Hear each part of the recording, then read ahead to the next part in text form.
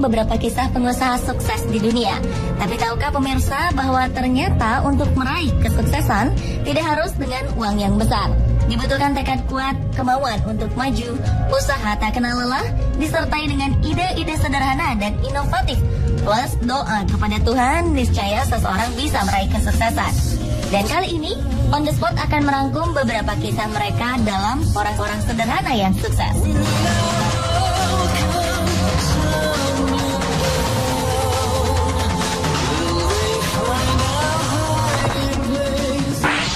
It's the most beautiful time of the year. Lights fill the streets, spreading so much cheer. Keterbatasan biaya dan kurangnya fasilitas nyatanya tak mampu meredam impian dan tekad bulat seseorang untuk meraih kesuksesan. Seperti kisah Raini, gadis muda anak tukang beca. Ia berhasil wisuda dengan gelar lulusan terbaik. Segala keterbatasan Raini beserta keluarga tidak menjadi halangan baginya untuk terus mengejar impiannya menjadi seorang guru. Lulusan jurusan pendidikan akuntansi Universitas Negeri Semarang ini mendapat dukungan penuh dari keluarganya untuk terus berusaha mengejar impiannya. Sang ayah, Mugiono, rela pensiun dini dari pekerjaan sebelumnya hanya untuk mendapatkan uang pesangon demi membiayai kebutuhan perkuliahan anaknya dan memilih menjadi tukang beca. Tak hanya menjadi tukang beca, Mugiono juga menambah penghasilan untuk menafkahi keluarganya dengan bekerja sebagai seorang penjaga sekolah pada malam hari dengan bayaran 450.000 per bulannya. Melihat pengorbanan orang tuanya yang begitu besar untuk masa depannya, Raini tak menyia-nyiakan kesempatan. Ia berhasil merampungkan pendidikan S1-nya hanya dalam 7 semester dengan IPK nyaris sempurna, 3,96.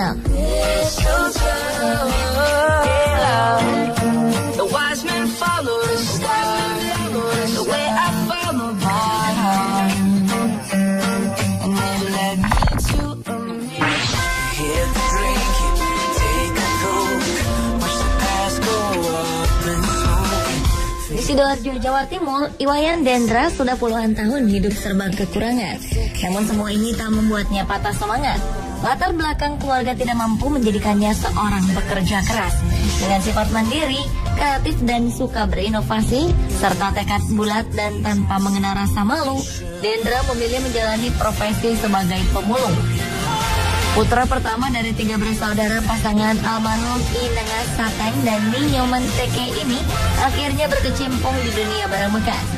Jika dibutuhkan tenaga ekstra, Dendra tetap semangat mendatangi sebuah pabrik hanya untuk mencari limbah dan sampah bekas.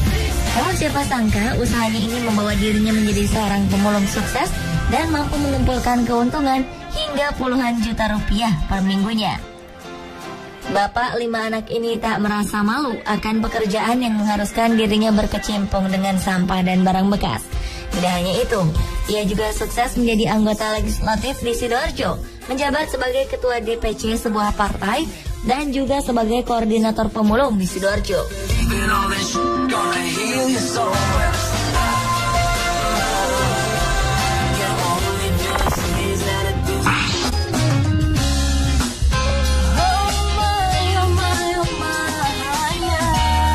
Bagi Anda pecinta Harry Potter tentu tak asing dengan sosok J.K. Rowling.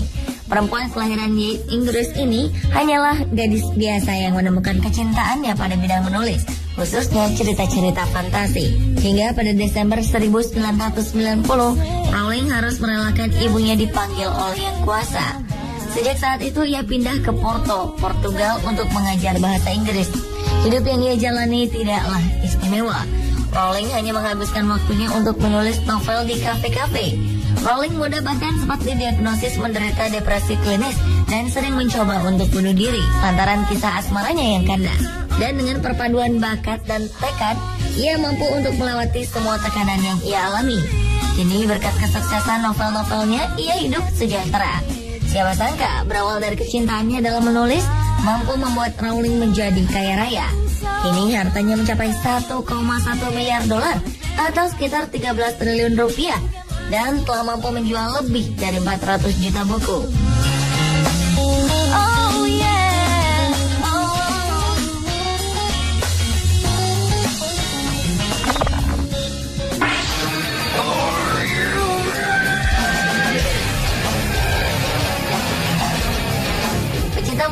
metal pasti tak asing dengan nama Ozzy Osbourne, vokalis band Black Sabbath yang juga dijuluki sebagai Godfather of Heavy Metal. Ternyata di balik karirnya yang cemerlang, Ozzy Osbourne melewati tahap sulit semasa hidupnya. Lahir di Aston, Inggris, Ozzy tumbuh dalam lingkungan yang jauh dari kata cukup. Bekerja sebagai pembuat perkakas, orang tuanya bekerja keras untuk menghidupi Ozzy dan 5 saudara kandungnya. Selain itu, Ozzy juga penderita disleksia dan tidak mampu menunjukkan prestasi yang baik di sekolah, sehingga ia lebih melirik ke kegiatan ekstrakurikuler seperti musik dan drama. Namun sayang, di usianya yang ke-15, Ozzy putus sekolah dan menjadi buruh konstruksi. Guna bertahan hidup, ia melakukan berbagai pekerjaan seperti menjadi tukang ledeng, pembuat perkakas, dan menjadi buruh di pabrik mobil. Pengalaman hidupnya ini membuat Ozzy membulatkan tekadnya meraih mimpi menjadi seorang penyanyi. Dengan usaha dan bantuan dari teman-temannya, Ozzy mampu membuat bandnya sendiri, Black Sabbath. Hingga kini Ozzy masih terus berkarya. Ia telah menghasilkan 9 album studio, 3 album live, dan single-single yang masuk di peringkat atas tangga lagu di Inggris.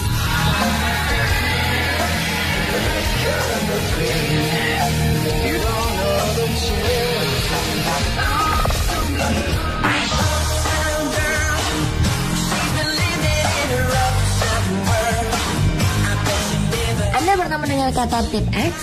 Cairan putih yang mudah kering ini menjadi alat tulis wajib para pekerja yang berkecimpung dalam bidang menulis.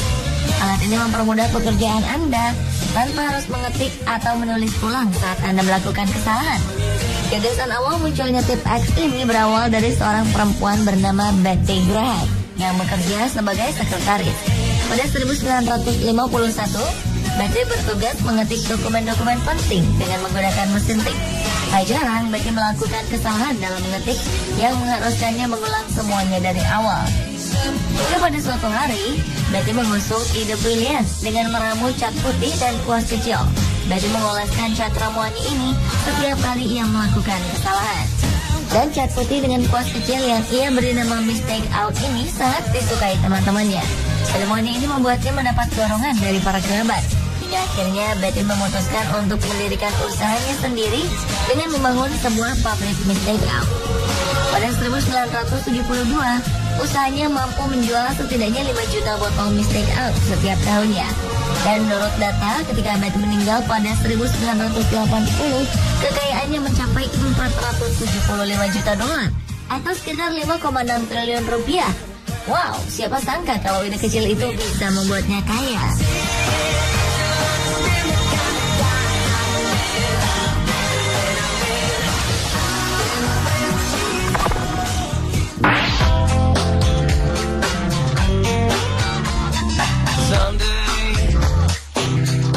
Rockefeller lahir di Richford, New York dan memiliki 5 saudara. Keluarganya hidup sangat sederhana.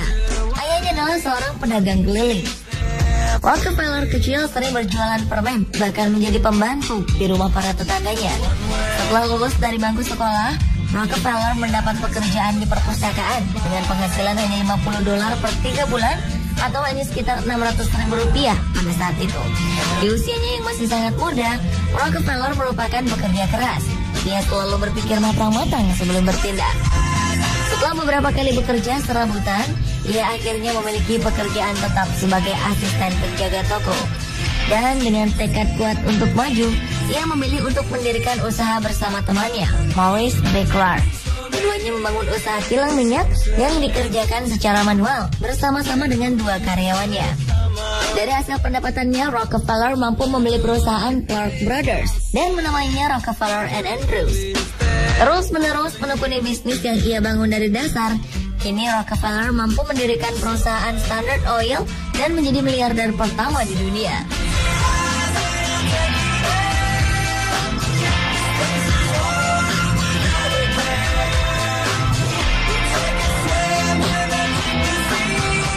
Pemirsa, itulah beberapa kisah sukses orang sederhana versi on the spot. Halangan dan rintangan bukanlah alasan untuk kita berhenti dan menyerah. Disitulah tekad kita diuji. Jika orang lain bisa mewujudkan mimpi, sudah pasti kita juga mampu meraihnya.